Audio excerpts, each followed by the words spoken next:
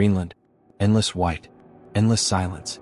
A place so isolated, so hostile, that most people would never imagine history hiding there.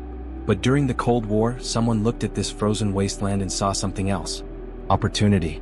Because beneath miles of ice, the United States secretly began building something that sounded impossible. Not a bunker. Not a laboratory. An underground world.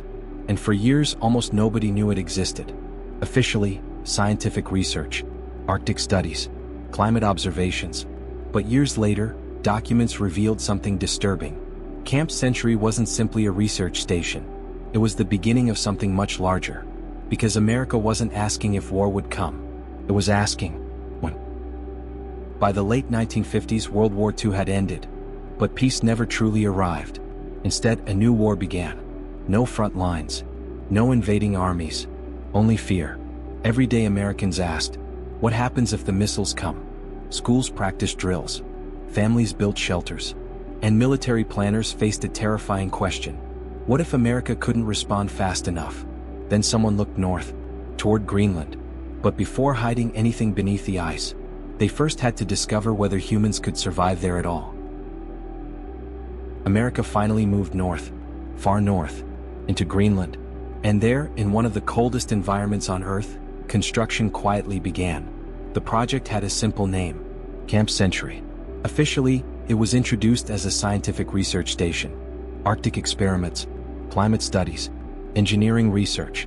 At least, that's what the public story said. But the reality looked strange from the beginning. Workers weren't building structures on the ice. They were digging beneath it. Massive trenches cut directly into frozen ground. Huge machines carved tunnels through snow and ice. Engineers lowered steel supports deep below the surface. And slowly, something unbelievable started taking shape. Roads appeared underground. Living quarters, laboratories, sleeping areas, storage facilities, even places where people could gather. It wasn't a station anymore. It was becoming a hidden world. A city beneath snow. And for the people living there, life slowly started feeling normal. But one question remained. Why build all of this under the ice? Because Camp Century wasn't the mission. It was a test. And what came next was far more ambitious. Years later, documents changed everything. Because Camp Century wasn't the destination. It was the experiment. The prototype. The question wasn't, can people survive beneath ice? That question had already been answered. The real question was much larger. Could an entire nuclear weapons system disappear beneath Greenland? Hidden. Protected. Untouchable. Military planners imagined something enormous. Not a bunker. Not a missile silo. A frozen network stretching across the ice. Thousands of miles of hidden tunnels. Hundreds of launch positions. Nuclear missiles constantly moving beneath the surface. Invisible from the sky. Nearly impossible to track. Nearly impossible to destroy. War came. America wanted a weapon that could survive the first strike.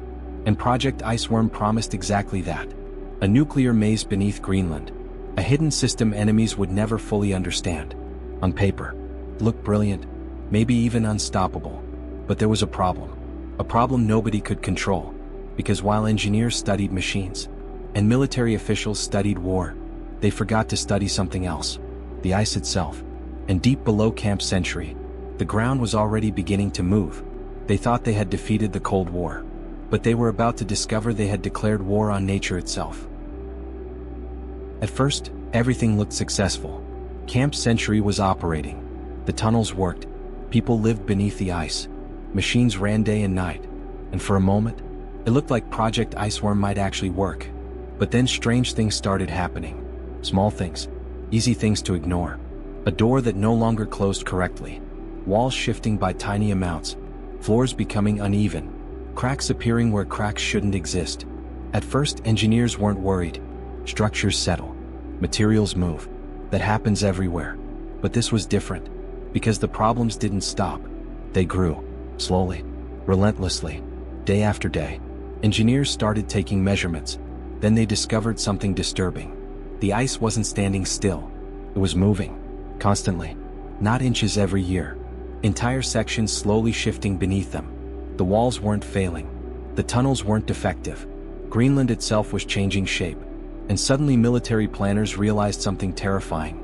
They hadn't built a city on ice.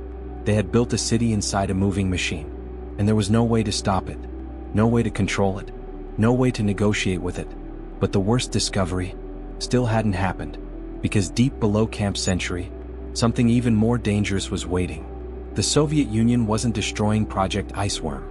Nature was, and nature had only just begun. Eventually, the reports became impossible to ignore. Measurements kept changing, cracks kept growing, the tunnels kept shifting, and suddenly, military planners faced a question they never expected. What happens when the ice wins? Because this wasn't an enemy attack. There were no explosions, no Soviet invasion, no missiles falling from the sky, just pressure, constant pressure. The frozen world around Camp Century was slowly crushing the project from every direction. Engineers studied the numbers, again and again, but every answer led to the same conclusion. The base could not survive. Project Iceworm was never going to become reality, and eventually, the decision came. Equipment disappeared, files were packed away, machinery was removed, lights shut down, corridors emptied. One by one, day by day, Camp Century slowly returned to silence. And then, people left. But here's the strange part. Not everything left with them. Because beneath Greenland, some things were simply abandoned. Buried beneath snow, buried beneath ice, forgotten. Or at least, that was the official story. Because decades later, people started asking a disturbing question. What exactly was still down there? Camp Century disappeared beneath the ice. But maybe, not everything inside it disappeared too. Camp Century disappeared. The lights went out. The tunnels were abandoned. The people left. And eventually, Greenland covered everything. Snow fell. Ice shifted. Years passed. Then decades. And for a long time, the story seemed finished. A failed experiment. A Cold War dream buried beneath ice. Case closed. Or was it? Because years later, scientists returned to a disturbing question. What exactly was left behind? Because removing people is easy. Removing machines is possible. But removing an underground world? That's different. Some researchers believe parts of Camp Century may still remain beneath Greenland, hidden beneath layers of snow and moving ice. Structures, equipment, debris, maybe more. And that's where things become strange. Because the ice covering Greenland isn't frozen forever. It changes, it melts, it moves, and one day, parts of the past may return to the surface. Not because someone searched for them, but because Greenland gives them back. So here's the question. Did Project Iceworm really disappear? Or is it still down there, waiting? Beneath miles of ice, beneath silence, beneath Greenland, some secrets are destroyed, some are buried, and some stay frozen.